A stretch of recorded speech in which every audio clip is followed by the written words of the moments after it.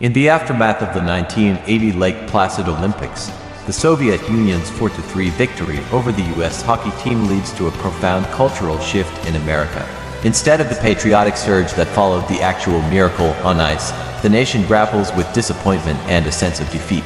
As the Cold War escalates, the U.S. hockey community faces an existential crisis, with many young athletes abandoning the sport in favor of more popular alternatives. The story centers on a group of high school friends in Minnesota, where hockey was once a cherished tradition. They witness the decline of their beloved sport as local rinks close and youth programs are cut. Led by the passionate and determined Sarah, they band together to fight for the survival of hockey in their community. They organize fundraisers, recruit new players, and even hold informal matches to reignite local interest. As they face numerous obstacles, including funding cuts and skepticism from adults, Sarah and her friends discover the deeper meaning of teamwork and perseverance.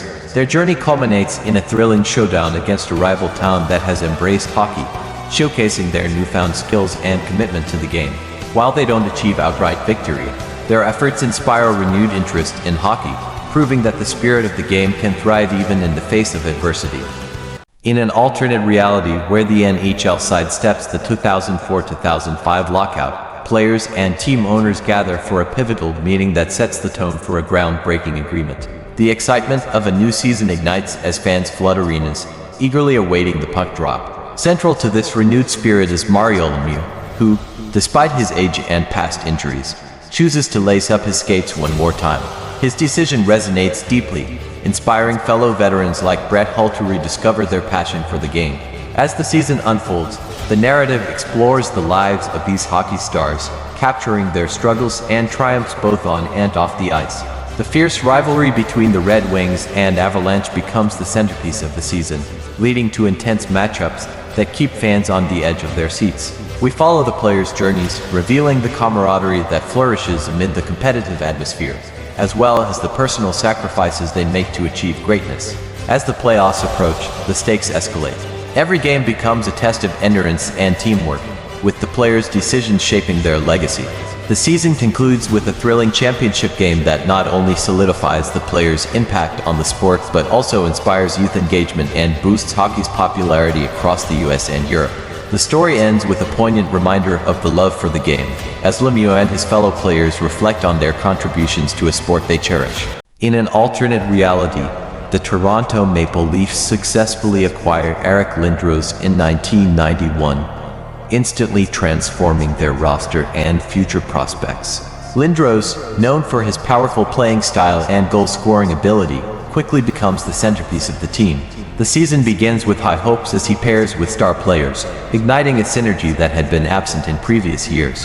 As the Maple Leafs surge through the regular season, Lindros showcases his skills, leading the team to a playoff berth. The city of Toronto, once filled with despair over their team's lack of success, rallies behind Lindros, creating an electrifying atmosphere in the Air Canada Centre.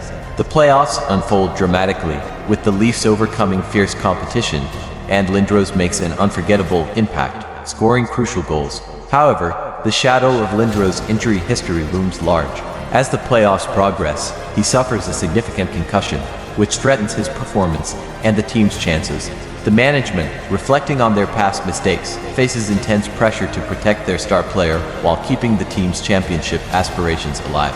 The story culminates in a dramatic Game 7 of the conference finals, where Lindros pushes through his pain, leading his team to victory, but at the cost of his long-term health.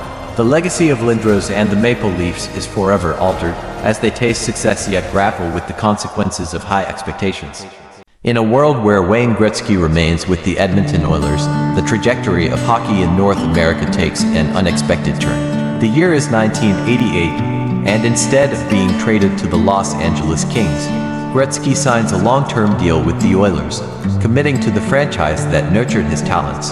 With Gretzky at the helm, the Oilers become a powerhouse, winning championships in 1988, 1989, and 1990. However, the story delves deeper into the cultural ramifications of his decision. As Gretzky continues to lead Edmonton, he becomes an ambassador for the sport, inspiring young players not only in Canada but also across the United States. The NHL begins to see a surge in popularity, particularly in the northern and midwestern states, as local youth leagues flourish under Gretzky's influence. Meanwhile, the Kings struggle without their star player, leading to missed opportunities and dwindling fan engagement in Southern California. As Gretzky's influence grows, so does the idea of expansion, and new franchises begin to emerge in unexpected locations, transforming the NHL into a national phenomenon. This alternate history culminates in a pivotal moment when Gretzky faces a critical decision about his future: stay loyal to the Oilers or explore new horizons, leaving the fate of hockey in North America hanging in the balance. What if the USSR had not collapsed? How would it have affected the NHL? After the collapse of the USSR in the early 90s, many Soviet hockey players left for the NHL, which led to a real revolution in the style of play.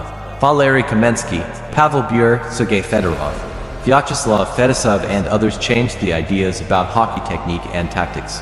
If the USSR had not collapsed, their hockey system would have continued to develop the best players, but perhaps they would never have made it to the NHL.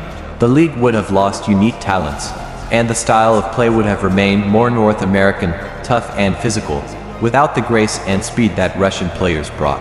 On the other hand, Canada and the USA could have dominated international hockey, since the best youth of the USSR would have remained behind the Iron Curtain.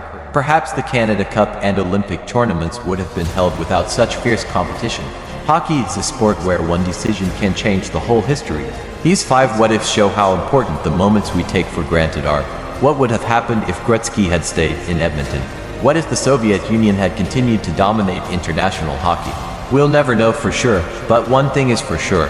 Without these events, hockey would be a very different game today.